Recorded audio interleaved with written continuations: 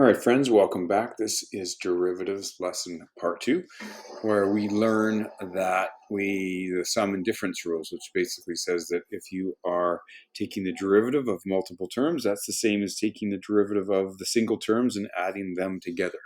So to put it really simply, if you had, well, let's start off with something we already know, and just to be really clear about it.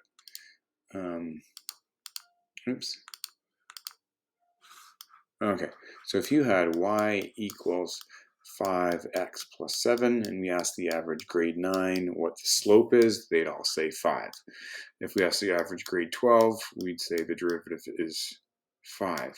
So if you take the derivative of this guy, and the derivative of that is 5, and we add it to the derivative of this guy, and the derivative of 7, remember, is a horizontal line, which has a slope of 0, we just have 5 plus 0. So very simply, if you take the derivative of the whole thing, it equals 5, or if you take the derivative of one piece and add it to the other, it's 5. So that's the general premise that we're going to be thinking about here.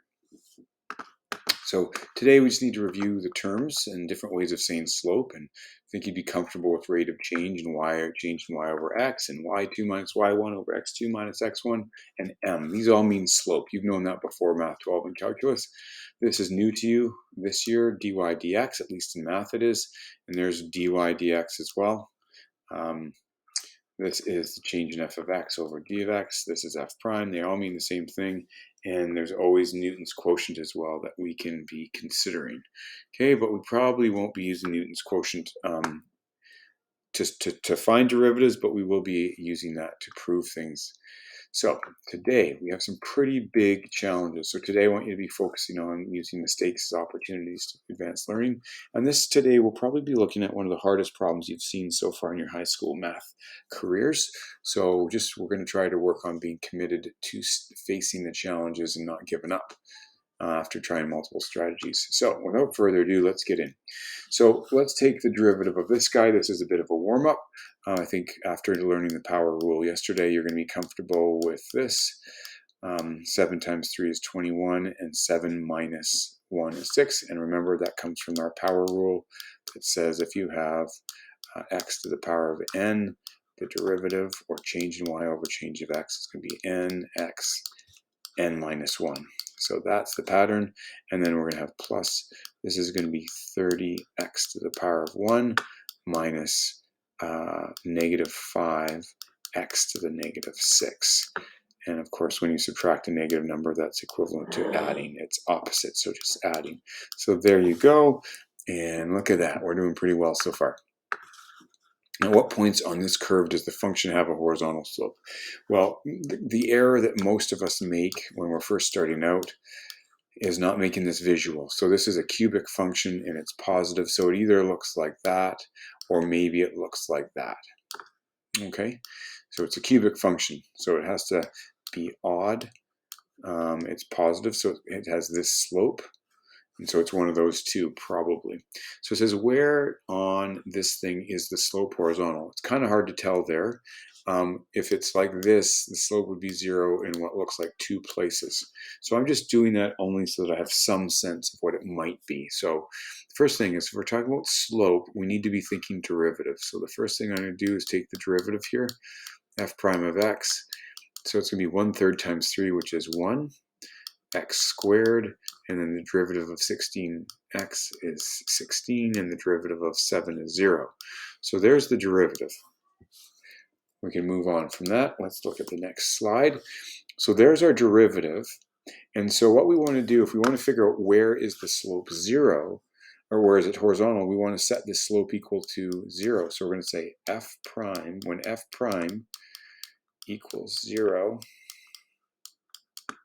the slope is horizontal. Okay, so now we say 0 equals x squared minus 16, and you all know how to factor this, so this is going to be 0 equals x minus 4 and x plus 4. And so we're going to end up having that x equals 4 and x equals -4. And of course, we can find these y values by simply plugging them back into our original equation. We don't want to put -4 back into here because all we'll find is the derivative. So we're going to take that -4, put it here and here, put the +4 here and here, and we get those coordinates, which are what they are. Okay. This guy here can also cause some trouble. So let's find the derivative of this. Look, there's lots of ways of doing it, but one strategy that I like is just using our fraction laws, where it says that we can add these guys together like this. Okay, and then what I'm going to do is I'm going to write this in exponential form. So that's going to be -1 plus x to the -3. And then from here, we're just going to use the power rule and take the derivative. And that's what we're going to see over here. So you'll notice that we simply split them up. We wrote them in that form there. We're going to find the derivative. And I believe this asked us to write it in a fraction form. Anyway, we should just see that this is one way of writing it, and that's another way of writing it. This is another way of writing it. So they're all the same, but in general, this would be a better way to leave it. It's a bit more combined and simplified there. So that's how I would leave it. Okay, this next problem is the hardest problem you've looked at so far, and I don't know that I'll do a detailed solution here, but I will share a detailed solution in Google Classroom. So here we go. So first off, this is going to be hard. We're going to make some mistakes here.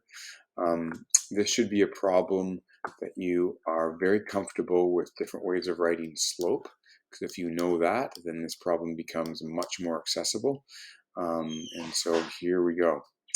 All right, here's the question. Find the equation, excuse me, of both lines that pass through the point 2, 9 and our tangent to the parabola y equals da da da da. So the first thing that I'm going to get us to do is let's plot it, and then let's try to graph it. So basically what they're asking for is the equation of, the equation of these two lines here that touch in just one spot. It's a terrible drawing, just an atrocious drawing on my part. Really having trouble drawing those straight lines with a mouse.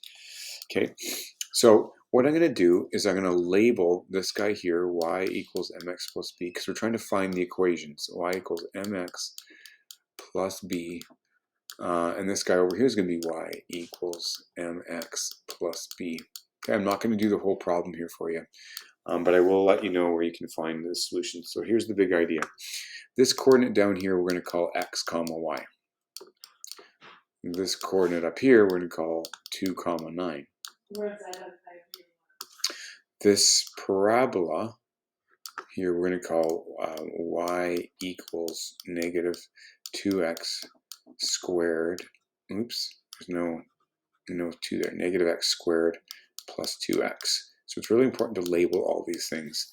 And you could use that thing there to find the x-intercepts, which is at 0 and 2. So remember, we're trying to find this equation, and we're going to start by trying to find the slope. Okay, so as soon as I hear slope, I'm thinking I could, at this point right here on the line, it has the same slope or derivative as the parabola. So I'm going to take the derivative of this function here, which would be -2x plus 2. So that's literally the derivative or the slope right here. So I can say that m has to equal -2x plus 2. Now that's going to equal something, and the only other thing I see here is these 2 points. So I'm going to go y2, and I'm going to say y minus 9 has to be the same as x minus 2. And this is just our slope formula, isn't it? Now the problem is we have an extra y there. So I'm going to rewrite this as -2x plus 2 equals, I'm going to put -9 there, I'm going to put x minus 2. I'm just going to rewrite y in another way. Is there any other way we could write y? And there is. That equals y right there. So I'm going to take that and write it in here. Let's see how neatly I can do it with this mouse. X squared plus 2x. Now we've just changed this question from Calc 12 to Math 11, because all we have to do is multiply that through. So we're going to cross multiply, and then we're going to isolate and solve for x. So we're just going to cross multiply, collect like terms, and solve for x. I'm going to see if I can find that solution in Google Classroom and continue the conversation with you. So let's see here. I put it in, is that it?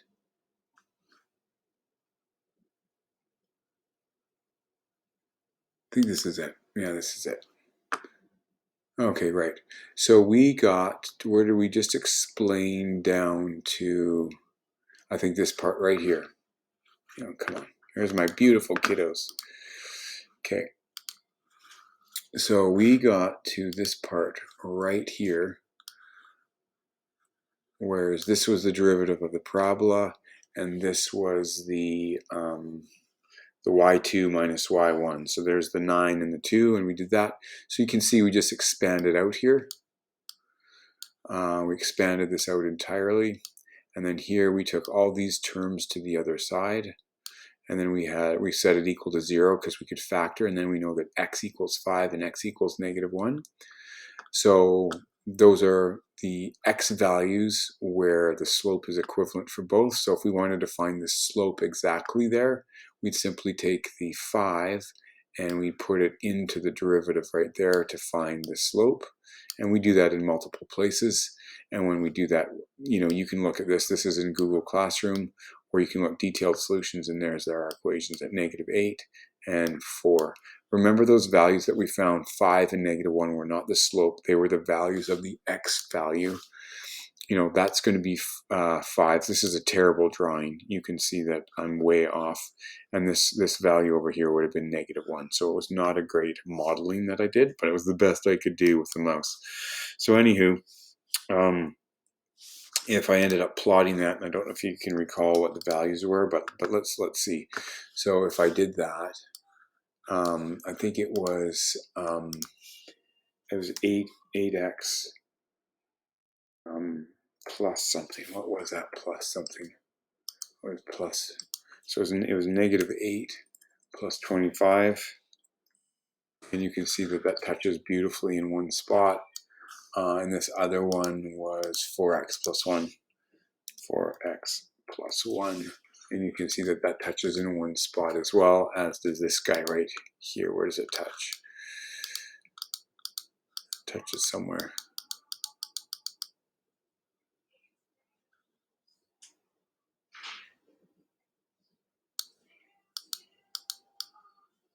My hand, there it is. It's that right there is where the spot is. Anyhow, hope that helps. That was a really, really tricky problem. It's going to take you a couple times to think about that and make sense of it.